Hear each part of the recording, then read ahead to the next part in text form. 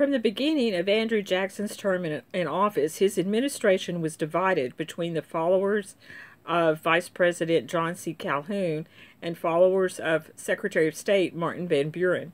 Both of those men were jockeying for power. They wanted to get close to Jackson so that when the time came that he decided to step down from the presidency, probably after a second term, that he would throw his support to one of them and kind of name that person as his heir to the presidency. In that battle, it's going to be Martin Van Buren who is going to prove to be the successful one. And he's going to have some luck in his favor when it comes to the Peggy Eaton affair. Peggy was the daughter of a Washington innkeeper, and in that time period when politicians would come from other states to serve in Congress, they generally would stay at inns in Washington, D.C., and Peggy's dad ran one of those. When Andrew Jackson was a senator from Tennessee, he and another senator, a man named John Eaton, often stayed at the inn run by Peggy's dad, and that's where they had met Peggy. Peggy was married to a man who was in the Navy. He was a financial officer, and he was gone quite a bit. And then suddenly word came that he had died at sea. Capital gossip had it that he had committed suicide because Peggy and John Eaton were having an affair. It's not known for certain if that were the case or not, but that's what was believed at the time. When Jackson is elected president, he names John Eaton as his Secretary of War, and shortly before he takes office as Secretary of War, John Eaton marries Peggy. Well, just because she had suddenly married the Secretary of War did not make her a quote-unquote honest woman in the eyes of the society ladies in Washington, D.C. And in that era, really it was the wives of a lot of these politicians that really had a lot of prestige, a lot of control. They were the ones who planned the parties and the dinners and the dances, and a lot of politics happened at those occasions. They were always working to try to further their husbands' careers, and so it was important to be invited to the right party and the right dinner. And if you were cut from those, then your husband's career could be harmed. Well, Peggy is not going to be favored by these women.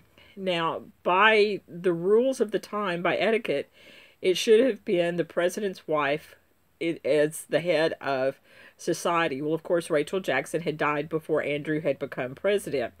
His nephew had come with his wife to help run things in the White House. Well, she knew that she was going to be looked down upon simply because she was coming from the West, and she certainly did not want to go up against the society ladies, knowing that she would be treated even worse. And so she ultimately leaves and says, "Hey, I'm going back to Tennessee." Mrs. Calhoun then, by default, as the vice president's wife, becomes the head.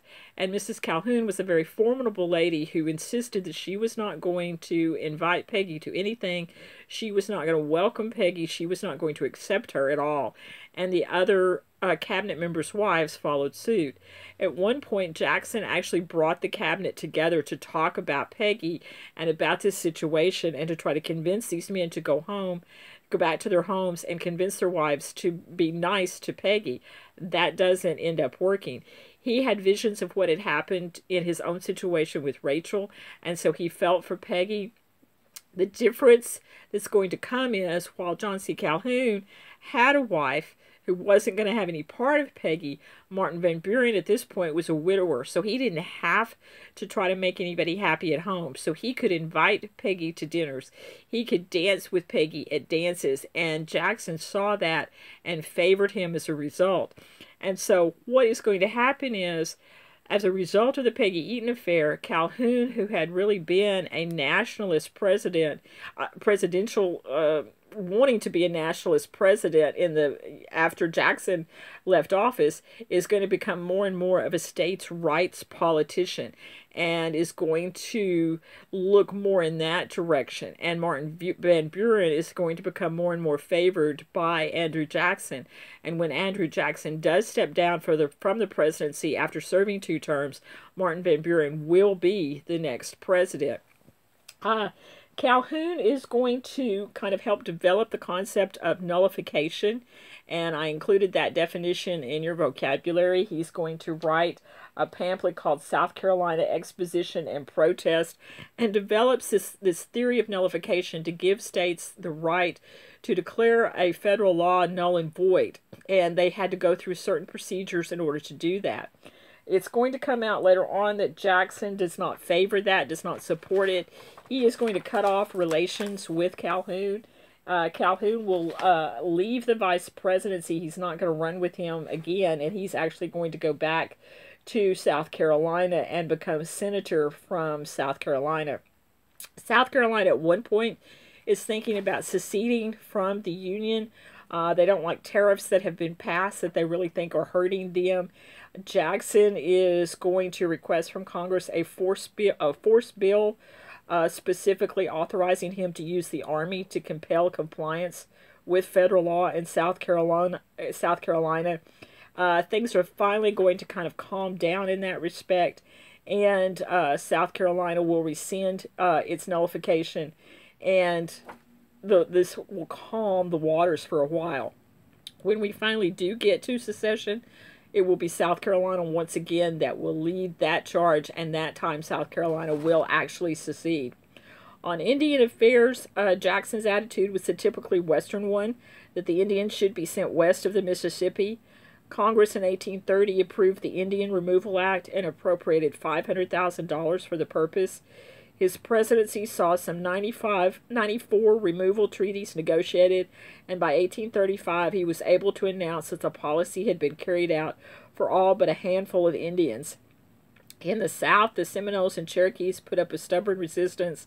The Seminoles of Florida fought a protracted guerrilla war in the Everglades from 1835 to 1842, and Jackson will also be responsible for destroying the Bank of the United States because he really felt like it harmed the little guys, the guys that had really put him in office, and he really wanted to represent the small farmers, the people who weren't wealthy, and the bank to him was really there for the wealthy.